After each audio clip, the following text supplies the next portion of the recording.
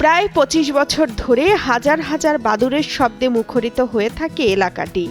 দিনের বেলায় এরা তেঁতুল গাছের ডালে ঝুলে থাকে আর ডালে ডালে ছুটে বেড়ায়। কলাপাড়া উপজেলার নীলগঞ্জ ইউনিয়নের দৌলতপুর গ্রামের সোলাইমান মুন্সির বাড়ি এটি। নিশাচর প্রাণীগুলো রাত হলে খাবারের সন্ধানে বের হয়ে যায়, আর ভোরের আলো উঁকি দেওয়ার সাথে সাথে চলে আসে হাজার হাজার বাদুড়। চিঁচি শব্দ করে আর প্রাণপণ ছুটে চলে। উঁচু গাছের ডালে তাকালে দেখা যায় পা উপরে তুলে আর নিচে মাথা দিয়ে ঝুলে আছে বাদুড়। পা যেন গাছের সাথে হুক দিয়ে আটকে রাখা। এগুলোকে পরিবারের সদস্য হিসেবে মনে করেন বাড়ির মালিক। রেইনট্রি, তেঁতুল গাছ আর তাল গাছে পাতা নয়, শুধুই বাদুড় আর বাদুড়। এ যেন বাড়ি তো নয়, বাদুড়ের রাজ্য। ২৫ বছর ধরে আকর্ষণের কেন্দ্রবিন্দু বাদুড়ের এই সাম্রাজ্য। ২০-৩০ বছর পর্যন্ত তো আমাদের এখানে ওরা বসবাস করে এবং আমাদের মতনই আমাদের পারিবারিকের সাথে ওরা মিলে গেছে এবং ওদের কিচির মিচির শব্দটা আমাদেরকে ভালো লাগে।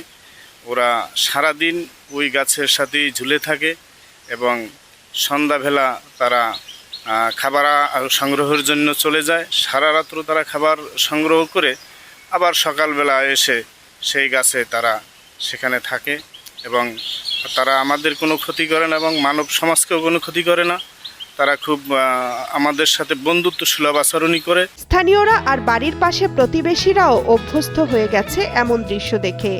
তাদেরও ঘুম আসে না বাদুড়ের চিঁচি শব্দ ছাড়া।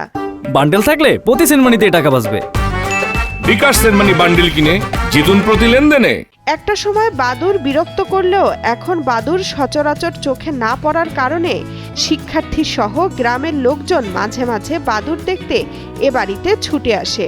এটা আসলে আমাদের পরিবেশের জন্য খুবই উপকারী এবং তারা পরিবেশের ভারসাম্য রক্ষার্থে যথাযথভাবে তারা কাজ করছে এবং তাদের আমরা ছোটোবেলা থেকে প্রাইমারি স্কুল থেকে আমরা এখানে দেখে আসছি। আমরা স্কুলে যখন আসতাম তখন ওই তাদের বাগানে যেতাম এবং বাদুড়ের কিচিরমিচির শোনার জন্য বন্ধু বান্ধবরা যাইতাম সবাই। আলহামদুলিল্লাহ, আমার কাছে অনেক ভালো লাগে। আমি সকালবেলা ঘুম থেকে উঠে ওদের সুন্দর ডাকে আমি মুগ্ধ হই এবং আমি ছোটোবেলা থেকে ওদেরকে আমি এই জায়গায় দেখতে আসছি যেন ওরা আনুমানিক ২০ থেকে ২৫ বছর যাবত আমাদের বাড়ির পাশে আছে। ওদের সকালবেলা হলে ওরা জায়গায় থাকে, সন্ধ্যাবেলা ওরা খাবারের জন্য বাইরে যায়, সারাদিন আমাদের জায়গায় থাকে। দেখতে সুন্দর, ভালোই লাগে আমার। বাদুড়গুলো দেখতে ভালো।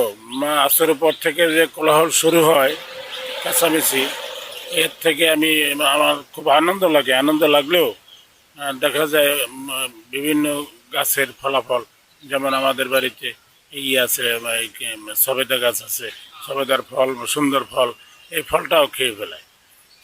রাত্রে কলা গাছ এখানে পড়ে, সেখানে পড়ে হাজার হাজার পাখি কোথায় যাবে, বিভিন্ন দিকে ঘুরে ফিরে ওই ওখানে থাকে।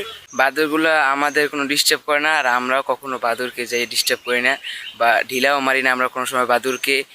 বাদুড় আমাদের কোনো ডিস্টার্ব করে না, বরং আমরা বাদুড়কে দেখতে যাই। দেখতে আমাদের ভালো লাগে এবং তাদের কিচিরমিচির যে শব্দগুলো সকালবেলা উঠলে বা সন্ধ্যা যখন তারা বাসায় আসে তখন তাদেরকে দেখতে খুব ভালো লাগে আমাদেরকে। এই জন্য আমরা অনেক সময় যাই, সবসময় যাই ওই জায়গায় থাকি এবং দেখি ওই জায়গায় ওদেরকে কিচিরমিচির করে খুব ভালো লাগে আমাদের। বন্য প্রাণীদের যথাযথ বিচরণের সুযোগ দিলে এদের বিস্তার বাড়বে বলে মনে করেন সাপ ও বন্যপ্রাণী উদ্ধার কর্মীরা। বাদুড়ের নিরাপদ আবাসস্থলগুলো ধরে রাখতে কাজ করছেন তারা। আমাদের এইখানে এই যে বাদুড়ের বাসাটা দেখতে পাচ্ছেন, এটি আমরা পূর্ববর্তী সিটিজেনের কাছ থেকে তথ্য পাই যে দীর্ঘ ২৫ বছর ধরে এখানে বসবাস করতেছে। তো এটাকে দেখভাল করা এবং এর বংশবিস্তার এবং এটাকে রক্ষার জন্য আমরা কাজ করে যাচ্ছি এবং স্থানীয় সকলকে বলছি যেন এই প্রাণীটাকে উত্ত্যক্ত না করে। এবং আপনাদের কাছে অনুরোধ রাখবো যে আপনাদের আশেপাশে যে সকল বন্য প্রাণী আছে এগুলো রক্ষায় আপনারা যথেষ্ট ভূমিকা রাখবেন। ডানা বিশিষ্ট উঠতে সক্ষম একমাত্র স্তন্যপায়ী প্রাণী বাদুড়। রাতের বেলা বিভিন্ন গাছে গাছে উড়ে ফল খেয়ে পরাগায়নে সহায়তা করে। এতে পরিবেশের ভারসাম্য ঠিক থাকে।